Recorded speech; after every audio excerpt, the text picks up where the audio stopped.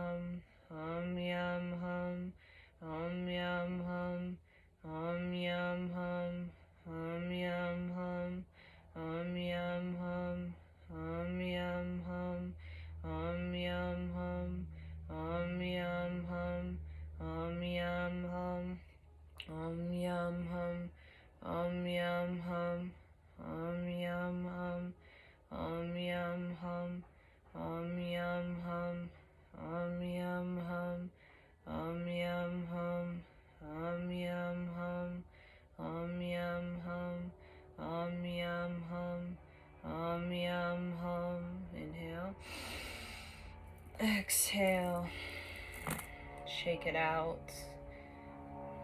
And thank you for joining me.